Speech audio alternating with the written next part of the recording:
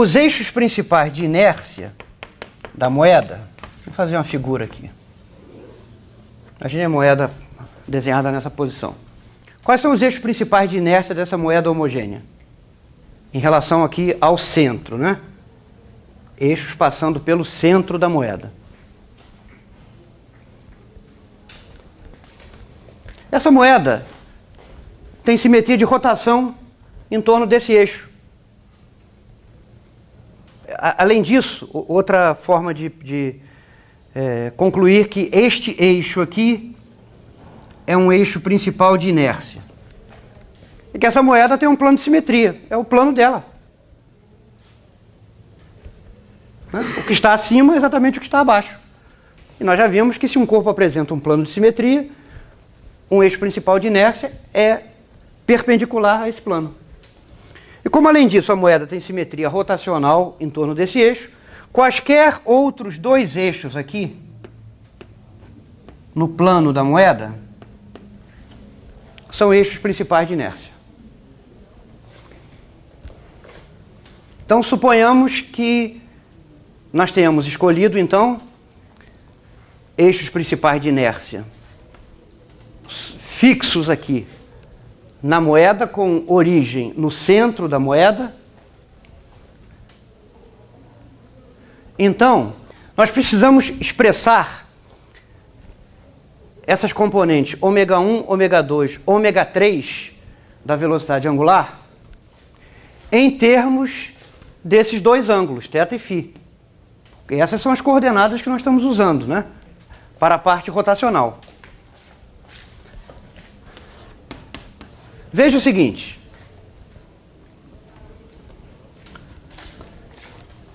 Suponha que nós escolhamos o eixo perpendicular à moeda, ou seja, o seu eixo de simetria, como sendo o eixo número 3.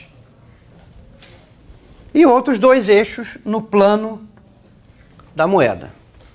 Eu não vou tentar desenhar esses eixos aqui, porque essa figura já está muito sobrecarregada, mas, então, num dado momento, os eixos principais de inércia aqui são um eixo perpendicular ao plano da moeda e um par de eixos perpendiculares no plano da moeda. Então, com essa escolha aqui, os eixos no plano da moeda são os eixos 1 e 2, e o terceiro eixo é perpendicular ao plano da moeda, é o seu eixo de simetria. Com essa escolha, vê se vocês conseguem me dizer quem é ômega 3. Vou refazer a pergunta. O vetor velocidade angular associado à rotação da moeda em torno do próprio eixo aponta em que direção? E tem que magnitude?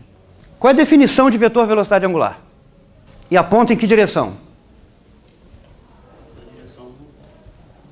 Do eixo de rotação. Então, ômega 3 é φ ponto. Porque, observem, a velocidade angular associada à mudança do ângulo θ é rotação em torno desse eixo perpendicular aqui. Perpendicular ao plano da moeda. Portanto, velocidade angular associada à mudança de θ é rotação em torno de um eixo. Talvez fique mais claro. É rotação em torno desse eixo aqui, ó, instantaneamente. Tá? O eixo que passa pelo plano da moeda e toca o ponto em que a moeda encosta no plano. Então, rotação em torno de θ dá um vetor que é paralelo ao plano da moeda. A velocidade angular associada ao ângulo θ é um vetor no plano da moeda com módulo igual ao módulo de θ ponto. Tá bom? Porque corresponde à rotação da moeda em torno desse eixo que passa pelo seu centro e pelo ponto de contato da moeda com o plano. Tá bom? Então, tentando fazer uma figurinha, é algo assim, ó. Aqui está o plano da moeda. O vetor ômega θ é um vetor paralelo ao plano da moeda. Se ômega 1 e ômega 2, isso aqui devia ser perpendicular, tá? Se isso aqui são os eixos 1 e 2, esse ômega θ tem uma componente ômega 1 e tem uma componente ômega 2. Tá bom? Agora, a soma dos quadrados dessas componentes é o quadrado do módulo do vetor ômega θ. Portanto, é θ ponto ao quadrado. Se nós voltarmos aqui à expressão da energia cinética, vejam o seguinte. Bom, eu vou dar uns resultados conhecidos. O momento de inércia de um disco ou de um cilindro em relação ao seu eixo de simetria, esse I3, é dado por M, eu vou chamar de M minúsculo, a massa do disco, e R é o seu raio. Esse é o momento de inércia I3. I1 e I2 são iguais por simetria, mas pelo teorema do eixo perpendicular, e a soma dos dois é igual a I3, pelo teorema do eixo perpendicular. Então, como nós temos I1 igual a I2 e I1 mais I2 igual a I3, o resultado é que I1 e I2 são iguais e iguais a metade do I3. Portanto, mR2 sobre 4. Com isso, a energia cinética fica com a seguinte forma. Eu vou omitir alguns passos intermediários muito simples. Ó, reparem aqui a soma desses dois termos entre parênteses. Como I1 e I2 são iguais, isso aqui é o mesmo que I1 soma dos quadrados de ômega 1 e ômega 2, que acabamos de ver que é θ ponto ao quadrado. Como I1 e I2 são iguais a mR2 sobre 4, com esse fator meio vai dar mR2 sobre 8,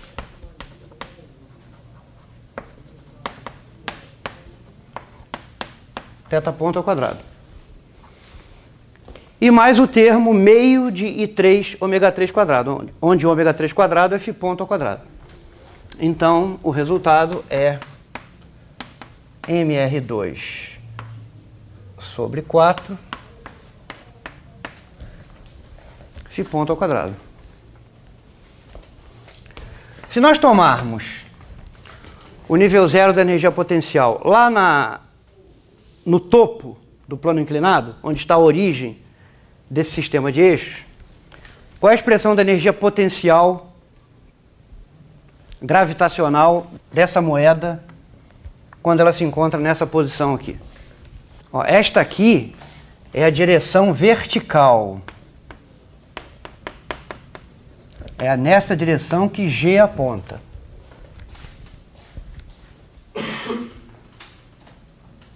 Qual é a energia potencial dessa moeda quando se encontra nesta posição aqui, com centro de massa com coordenadas x, y?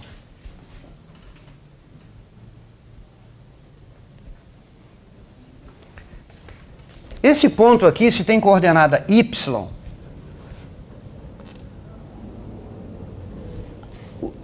o quanto ele está abaixo de z igual a zero é y seno de alfa. Isso aqui é menos mgy seno de alfa.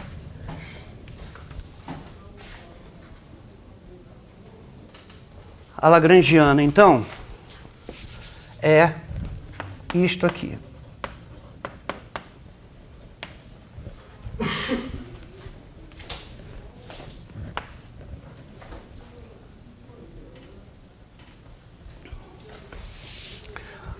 Agora vamos ver quais são os vínculos de rolamento sem deslizamento.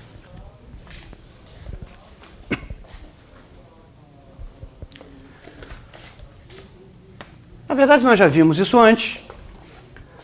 O módulo dessa velocidade aqui, do centro de massa, para não haver deslizamento, o módulo desse V tem que ser igual a R φ ponto. Se nós agora projetamos V na direção X, isso dá o X ponto. Então, um dos vínculos é X ponto menos R φ ponto seno de θ igual a zero. E o outro vínculo é Y ponto menos R φ ponto cosseno de θ igual a zero. Vamos chamar essas equações aqui de 1 e 2.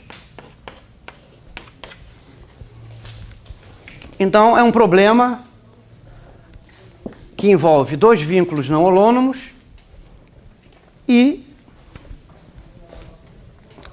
nós podemos descrever as equações de movimento aplicando o método dos multiplicadores de Lagrange. Tá bom? Nós escrevemos a lagrangiana como se não houvesse vínculos, essa lagrangiana aqui, impomos essas condições de rolamento sem deslizamento e vamos aplicar o método dos multiplicadores de Lagrange. Eu não vou perder tempo com a dedução, deixo como exercício para vocês, vou apenas listar as equações de movimento que resultam da aplicação do método dos multiplicadores de Lagrange. Então, pelo método, obtém-se o seguinte conjunto de equações. Como há dois vínculos, precisamos de dois multiplicadores de Lagrange.